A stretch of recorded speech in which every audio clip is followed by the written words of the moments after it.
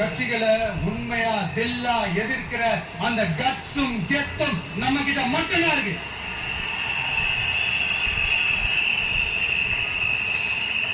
அதனால நீங்க என்ன சூழ்ச்சி நம்ம மேல பண்ணாலும், என்ன அழுத்தம் நீங்க கொடுத்தாலும், இந்த அடங்கி போறதுக்கோ, இந்த அண்டி பொழைக்கிறதுக்கோ, இல்ல இந்த அடிமையா இருக்கிறதுக்காக நம்ம அரசியலுக்கு வரல.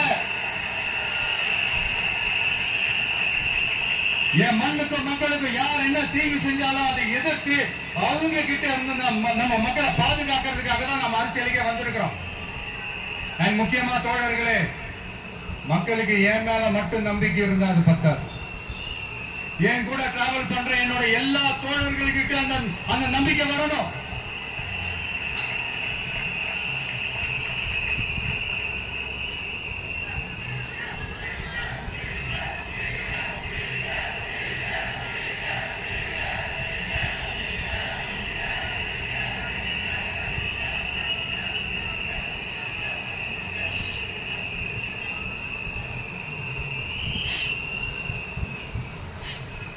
அந்த நம்பிக்கை இல்லைன்னு நான் சொல்ல வரல, இருக்குது.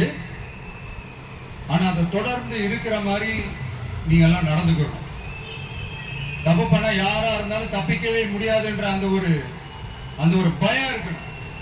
எல்லாரும் உங்களை தான் கேட்கிறேன், எல்லாரும் உண்மையா உழைப்பீங்கல்ல?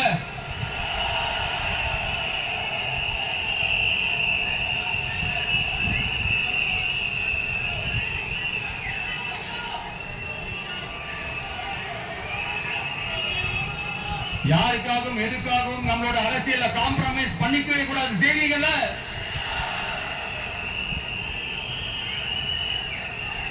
தயவு செஞ்சு எல்லாரும் கொஞ்சம் ஒற்றுமையா இருந்து சேர்ந்து உழைச்சி ஜெயிப்பீங்கல்ல? சரி, நமக்காக நம்ம மக்கள் கண்டிப்பா ஓட்டு போட்டு ஜெயிக்க வைப்பாங்க, அதுல எந்த மாற்று கருத்துமே கிடையாது. அப்படி ஜெயிக்கிறதுக்காக நம்ம என்ன செய்ய போறோம்? மக்களிடம் சேர்ந்து அறிஞர் அண்ணா அவர்கள் சொன்னதை ரொம்ப டீப்பா சின்சியரா அடாப்ட் பண்றதோட மட்டும் இல்லாம நம்மளோட அரசியல்ல அதை செயல்படுத்தணும். அதுதான் முக்கியம். ஏன்னா இப்ப அரசியல் இருக்கிறவங்க அண்ணாவை மறந்துட்டாங்க. அண்ணா ஆரம்பிச்ச கட்சியும் அண்ணாவை மறந்து சுயநலமா மாதிரி பல வருஷம் ஆச்சு. அண்ணா பேர்ல இருக்கிற கட்சியும் அவரை மறந்து பல வருஷம் ஆச்சு. ஆனா நாம அவரை மறந்துடக்கூடாது. மக்கள் கிட்ட போகணும், மக்களோட மக்களாவே இருக்கணும், மக்களுக்காகவே இருக்கிறோம். அதுக்காக நாம என்ன செய்ய போறோம், என்னெல்லாம் செய்ய போறோம், அதுக்காக தான் இந்த மீட்டிங். ஆரம்பிக்கலாமா? இந்த ரெண்டு கட்சிகள், ஆண்டு கட்சியா இருக்கட்டும், இப்ப ஆள்ற கட்சியா இருக்கட்டும், அவங்களை பொறுத்த வரைக்கும் பூத்துனா என்ன தெரியும்ல? அவங்களை பொறுத்த வரைக்கும் பூத்துனா